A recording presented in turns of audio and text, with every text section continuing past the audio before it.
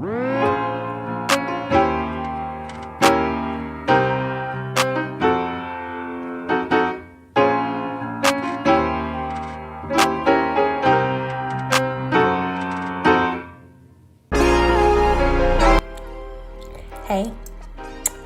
welcome back. I know it's been a minute, but I come bearing good news. By the title, it's not really a surprise, but I purchased my very first home.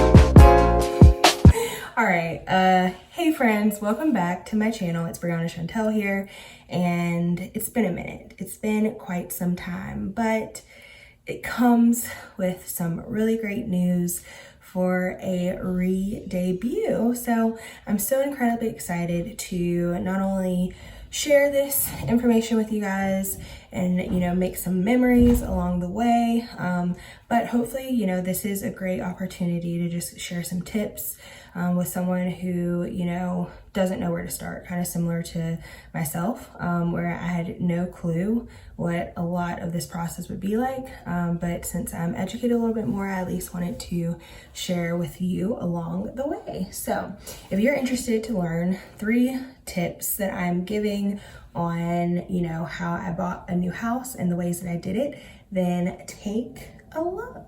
All right, so tip number 1, and this doesn't come by surprise, but save in advance, be prepared.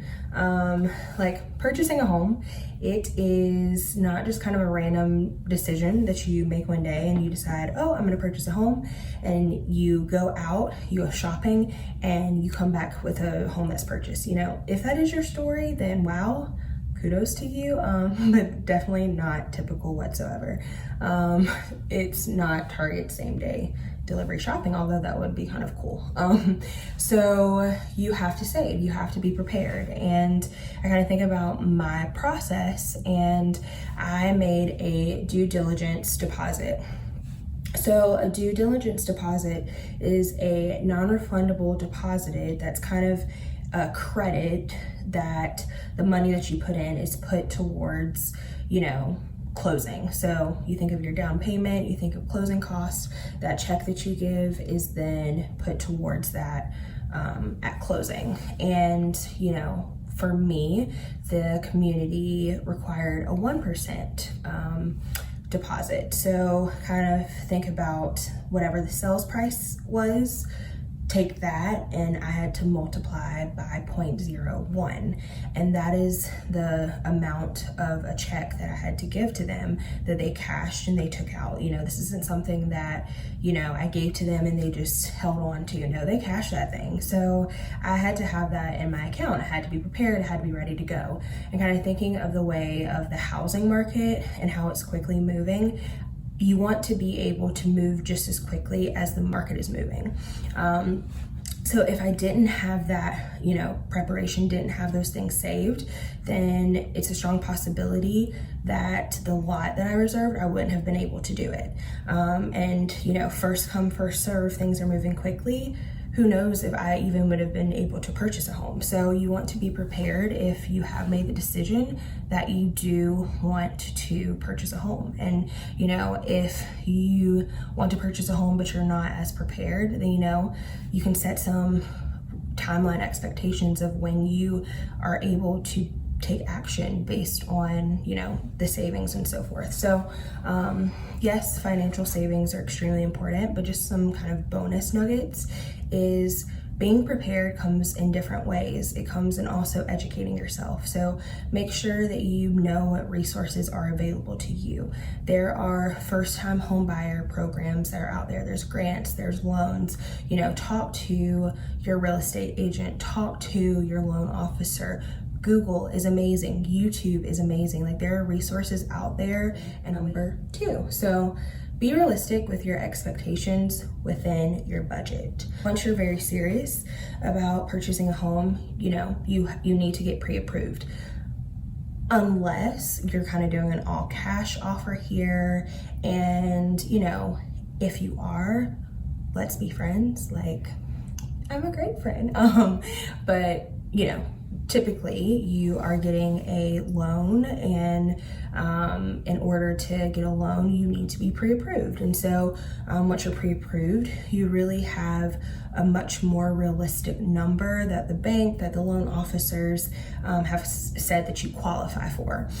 So it's easy, to scroll on Zillow, to be online and see so many, homes, and kind of have your standard of like, oh, I want this, I want this, I want this. And then, when you get pre-approved, it's kind of like, oh, all these things I wanted, like that doesn't fit the budget. So I would say, definitely there are things that are requirements, like things that you absolutely require and need to have in your home. There are some nice to have, and there are some things that really don't matter. So kind of make sure that your expectations are realistic within your budget. And specifically for my kind of experience, I knew that I wanted a townhome.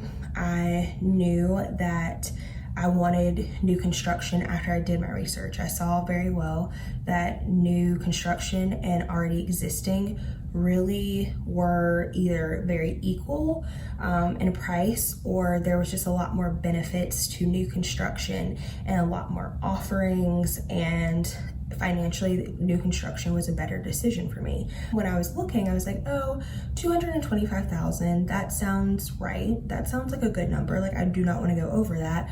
Well, when I got pre-approved and when I saw the market, how prices had skyrocketed, all of those things, I knew that I needed to raise my expectations to fit my desires and goals. So you want to make sure that you are realistic within your budget. Number 3, you want to be open and flexible. And I will say this again, be open and flexible. It will save you a great deal of headache.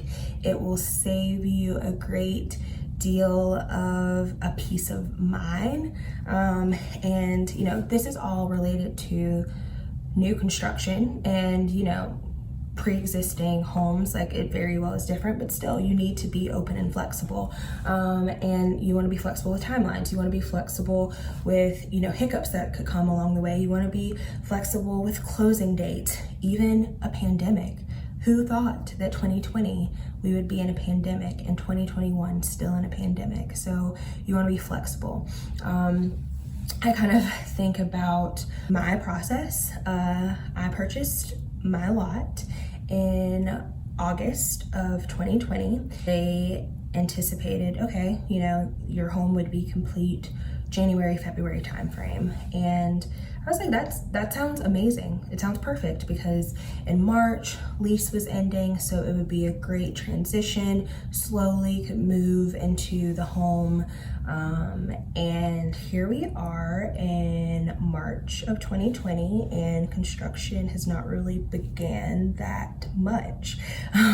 So now it looks as if the home will not be complete until June, even could go into July of 2021. And so very well could have been upset, could have, really stressed myself out, all of these kind of things. But with me being open and flexible, it's saving me a great deal of stress. And there certainly is a gap between when my lease ends and when the home will be ready, but you make plans and plans change, and you then make new plans. So I'm gonna be going home, and I'm gonna, I'll get to spend some more time with family during the transition. I will be able to, save a few months. And so as saddened as the plans changing were, readjusting the plans and finding the joy in it and the positives, it allows me to just be open and flexible. And I think it's a life lesson that in life you might have plans, but things will change, and it's how you react to them.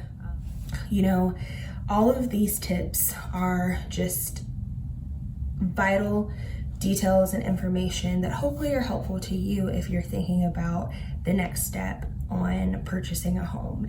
I'm excited for this process because I get to capture everything along the way. I get to take you on my journey from moving back home. I get to take you on the journey of the construction. I get to take you on the journey of shopping and decor and planning and all the things in between and what goes into that. So I'm excited to share. And you know, while I said that the home is, you know, barely being constructed, I'm going to the house to, you know, take some photos for my Instagram. And speaking of Instagram, make sure I will put it down here somewhere or up here. Make sure you're following me on Instagram, and you know, I'll definitely be posting on YouTube, but also we'll be posting, you know, in real time on my Instagram. So you definitely want to be watching and checking in there. But I am so excited for this journey. Thank you for, you know, coming along with me. Make sure you like, make sure you subscribe, make sure you're part of the fam, because we're just getting started. Alrighty, so I'm at the property. I'm so excited because, like, as much as it is nothing right now, it's just the potential, the anticipation, what this will one day be. So actually right now, doing some behind the scenes shots. I have I said yes to the address sign, so I'm gonna take some photos, get it ready for Instagram. So that's fun, hat off. Let's hope this doesn't happen a lot. Ah!